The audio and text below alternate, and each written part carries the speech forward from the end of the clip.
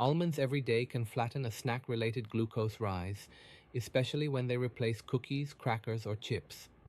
1 ounce, about 23 almonds, supplies fiber, protein, and fat. That combination slows glucose entry and may reduce later hunger. However, almonds do not guarantee weight loss because the same ounce also carries about 165 calories. The outcome depends less on the nut than on what it replaces.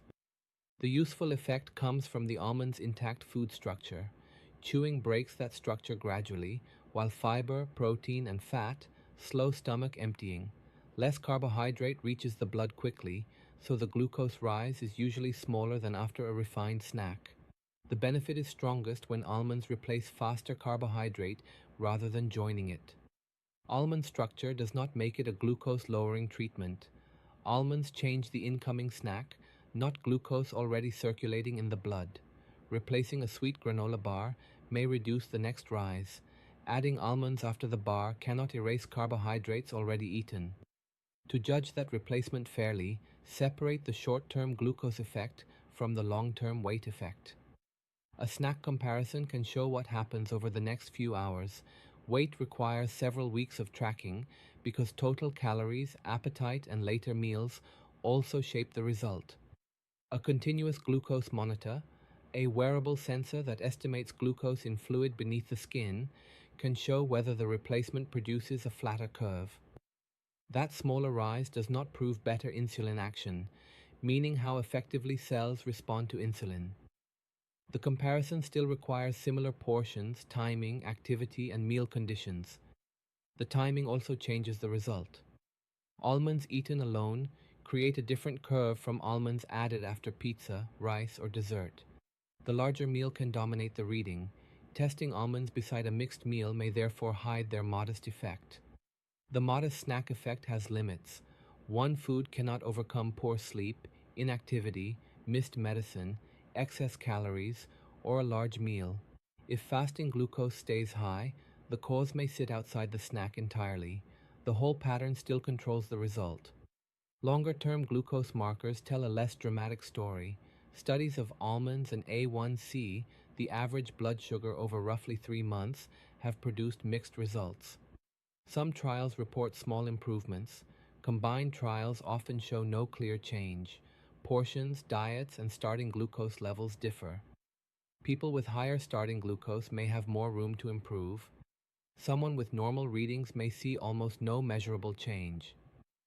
Weight loss can also improve, A1C independently.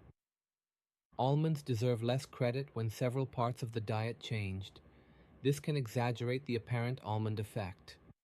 Weight is equally misunderstood. Some almond calories remain trapped in plant cells and are not fully absorbed. A measured serving may also reduce hunger before the next meal. Together, those effects can partly offset the listed calories. That compensation varies between people. One long trial involved adults with prediabetes, meaning blood sugar above normal, but below diabetes. They ate 50 grams of almonds daily for 5 months, adding nearly 300 calories. Because the almonds did not fully replace other foods, participants gained weight and became less responsive to insulin. A nutritious food still caused problems when it increased total calorie intake.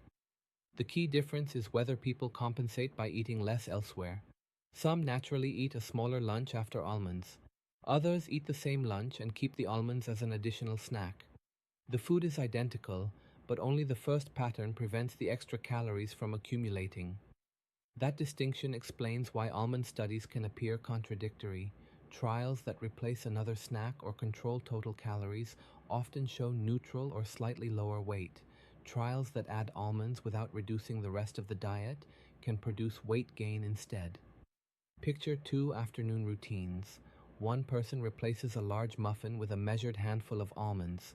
Another finishes the muffin and adds almond butter because it feels healthy. The first routine lowers refined carbohydrate and may lower calories. The second routine raises calories despite better ingredients. Food form adds another layer. Whole almonds require more chewing and slow the pace of eating. Almond butter is easier to eat quickly, especially straight from the jar. 2 generous spoonfuls can quietly exceed the calories in a measured handful. Almond flour also behaves differently from whole nuts. Grinding destroys much of the intact structure and speeds eating. An almond flour cookie can still contain sugar, butter, and substantial calories. The word almond does not turn dessert into a weight loss food. Unsweetened almond milk is mostly water and often contains few actual almonds. It may have little carbohydrate, but it does not provide the same fullness as whole nuts. Sweetened versions can add enough sugar to change the glucose response. Check the label, not the product name.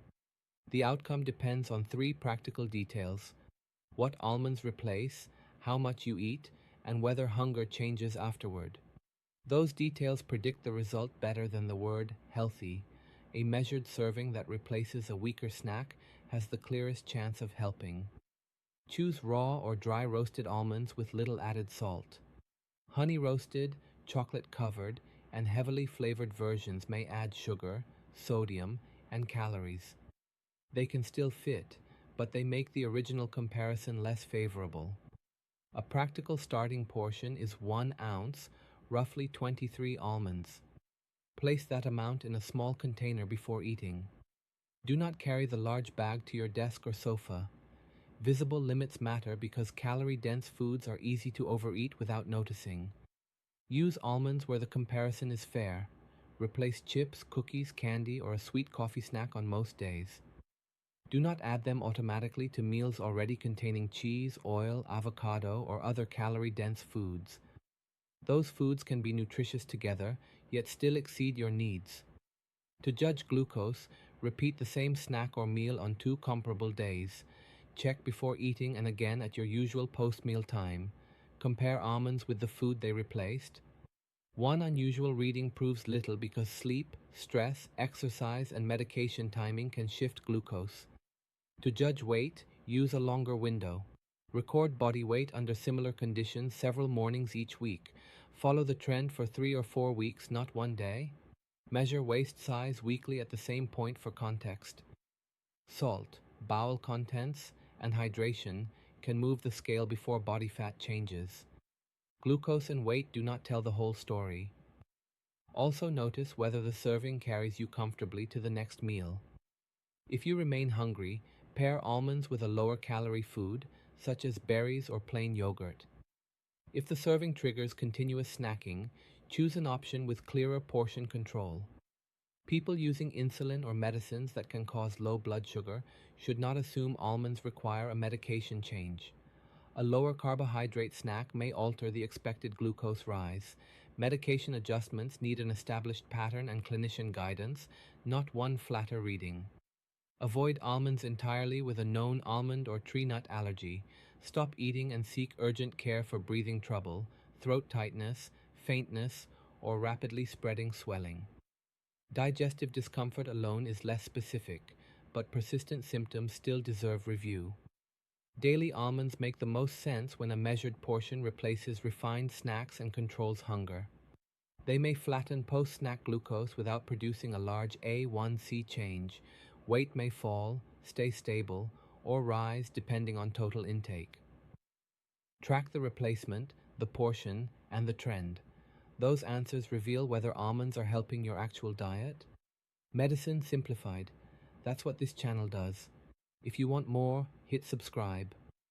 This is not medical advice. Consult your doctor. So